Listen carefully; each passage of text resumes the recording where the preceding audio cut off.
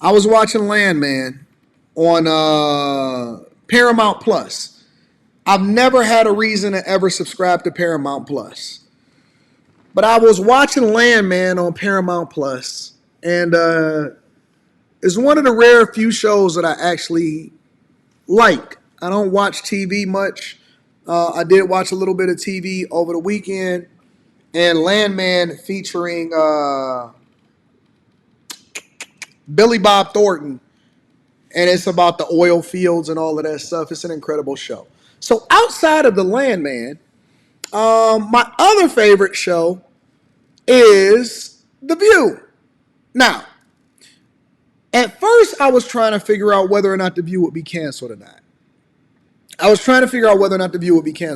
And at first I was thinking, yeah, The View is going by the wayside. But then I remembered a hate watch is just as important and as effective, if not more effective, than somebody that watches something because they love it. Every day, I get people that tune in and they get the information and they become successful as far as leveraging the information just like y'all, but they will never give me my credit for teaching them and giving them insight on how they need to be doing things differently in order to be successful. So they hate watch because they hate me, but they love the information that I give. However, the hate viewer is just as important because sometimes, in most instances, they love you more than the people that's actually watching the show because they love you, right? And so when I think about The View and I go through and I evaluate all of the comments that they look at on a regular basis, or that's left on a YouTube channel on a regular basis, not the lunch ladies that's in the office watching, but when I actually watch and look at what the reactions are to The View, I realize that part of the reason that they are sustaining themselves is because people don't like them. And that is just as entertaining, if not effective, as far as how advertisers see you, than if people love you. Anyways, on this latest version of The View, of course, we got Sunny Hostin, and we got Whoopi looking crazy as usual. But in addition to Whoopi looking crazy as usual, we also have different people on the platform that have a difference of opinion, and I'm starting to see the disdain amongst them for those people. Don't believe me? Let's have a conversation about it. Let's go ahead and fast forward to the beginning of the show where they decide that they want to start talking politics, all right? After January 20th, which is something I've been saying for, I don't know, the past 7, 8, 9 months.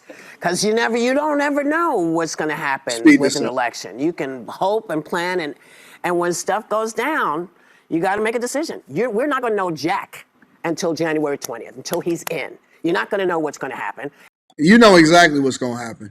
And there's no point, in my opinion, no point in working yourself into a lather over it. I don't know if you agree, but I'm like, okay, I'm not going to yell at the TV until I know what I'm yelling about. Well, it's been exhausting being that, Donald Trump has been running since 2022 again. So watching this campaign cycle, it felt like it lasted way longer than anything ever should. And then for some of us, we didn't win this election. What we wanted, that was a resistance, and then the votes come in. Right now, I think everyone's not only exhausted from politics, the holidays are a beautiful thing, but they're also a heavy thing for a lot of people. And so we're heading into a place where you need a refilled tank to deal with anything you're dealing with, whether it's grief, loss, or the happy parts as well. And then I think you have to think about what the action of that resistance looks like when things are actually done. Arguably, Matt Gaetz was a resistance because the public scrutiny of that and all of the coverage of that, even Matt Gaetz said when he resigned, this became too big of a distraction. That was resistance. It may just not look like what everyone's thinking it is.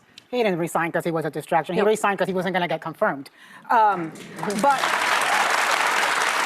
look, this does feel different than 2016. In 2016, at this time, the Women's March was being planned. That began getting planned the election night, and it began with a Facebook post of a housewife in Hawaii, and it turned into millions of women marching all over the country the day after the inauguration.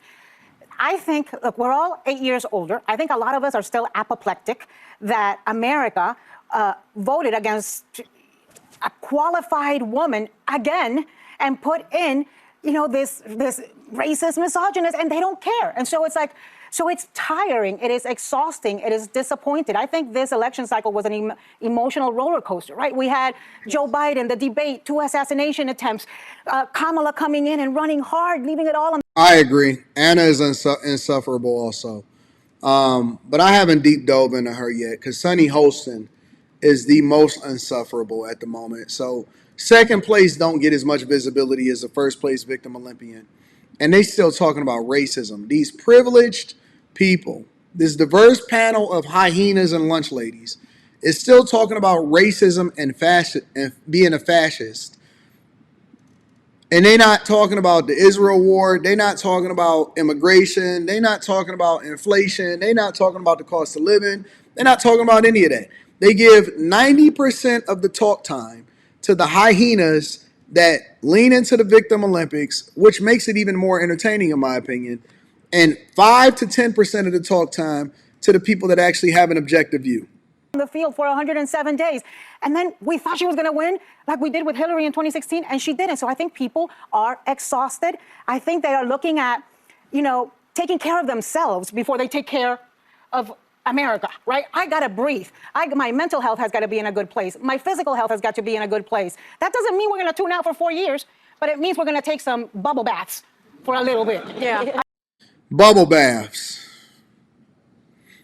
I find politics to be invigorating. I love politics. I almost like politics as far as covering it just as much as I like covering money and talking money in business. Almost. Not quite, but almost. I think that's true. There were a couple of articles over the weekend about how black women in particular were dealing with this, because we know that 9 out of 10 black women voted for Kamala Harris, and that historically black women are sort of the backbone of the Democratic Party, right? And so 92% of black women voted for Kamala Harris. So you have 92% of black women very disappointed and feeling some of the things that you are feeling. So I think people are taking a moment to take care of themselves. Self-care is really big. I think they're also reevaluating how they want to engage in this democracy. She's a friend of mine, but Latasha Brown is also the co-founder of the national voting rights group Black Voters Matter. And while a lot of people said that Stacey Abrams was sort of the architect of Georgia going blue, it was actually Latasha Brown that was on the ground, and Stacey Abrams has admitted that. And Latasha said this weekend: America is going to have to save herself. Mm-hmm. She said, America is a her now.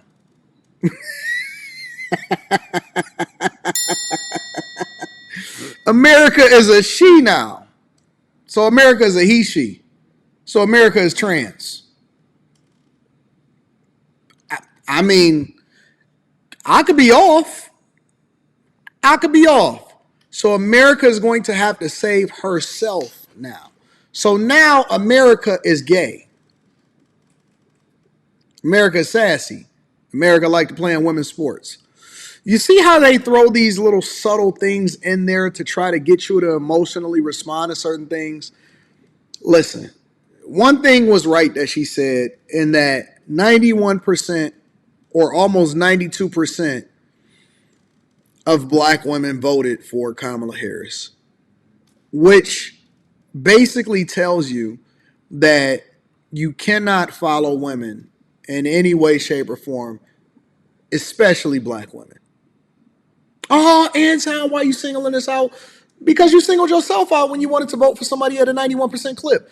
Look, if you're voting, let's just look at this logistically. Let's not even look at the candidates. Let's just look at the logistics behind voting at a 91% clip of anything or anybody, right? At best, it should only be 60 to 65% in either way. And historically, in all elections, half of the country is going to be divided one way and half of the country is going to be divided the other way. Now, we have the Electoral College to actually give a voice to states and places and strongholds that have more sway or will be more affected by who becomes president of the United States of America over others. But here's the thing. If I'm a politician, right, and I say, okay, well, I have this demographic of people that are so ignorant and is so caught up in identity politics that no matter what, I know that I'm going to win the majority of the vote, then why would I ever focus any of my energy on trying to galvanize that base outside of making sure that they donate to my campaign?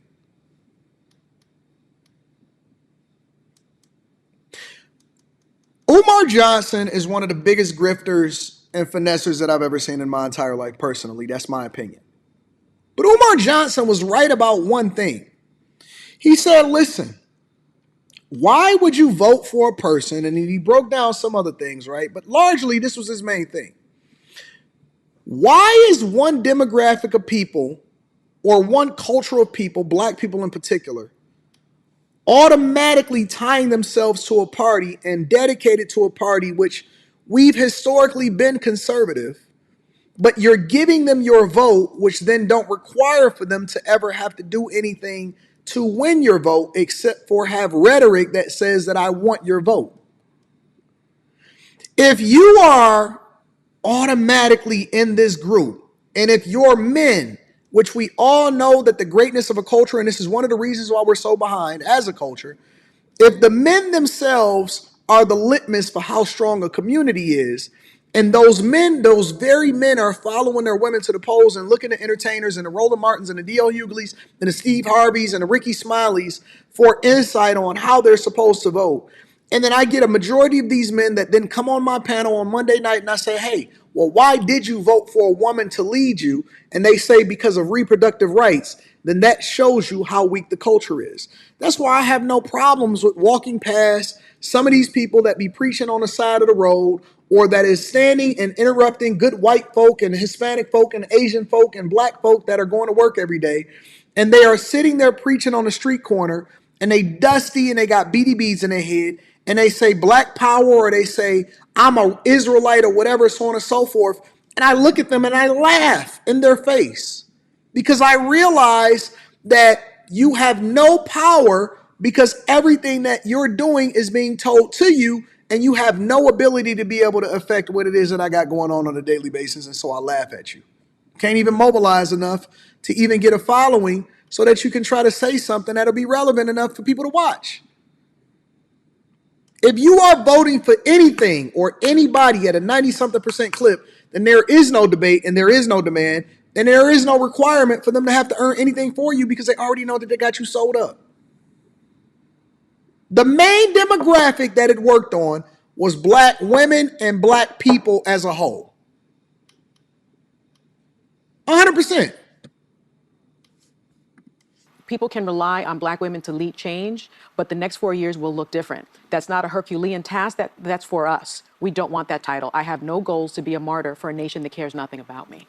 And I think a lot of black women are feeling that way. So I feel a bit different, because God's honest truth, I kind of always thought Trump would win until maybe the final days, just because it felt like Kamala Harris had this real momentum. But the signs were there. And I talked to, I have a very diverse friend group, family, like people who vote different ways. And I have felt like there was a yearning in this country that people wanted Donald Trump back. And the most common thing I heard this entire election cycle was, I don't like his personality, I don't like the way he talks, but my life was better when he was in office. And I'm in this position where I feel a bit unburdened by what has been. I'm going to wait and see. He's not.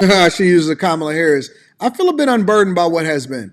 She's happy that Trump won. She's not going to say it. She's going to act like she still voted blue, but I know that she voted for Donald Trump. Sworn in yet. I'm somebody who probably agrees with 75% of his policies. If he focuses on creating jobs, on bringing down the cost of living, securing the border in a responsible way, and being tough on America's adversaries, I'm all for it. What doesn't mean we're not going to call balls and strikes when he does things that are beyond the pale, or he uses words that are offensive to people. Then be ready to call that out. But I just think I'm kind of shying away from this sort of apocalyptic. It's all we need to be like losing sleep over it. The American system of government is strong. It's held. There are checks and balances, even if my party's in control of the House, the Senate, and the presidency. And I think we should root. I root for America, so I root for a smart, serious Donald Trump presidency, and I root for pushback when he doesn't do things that are smart.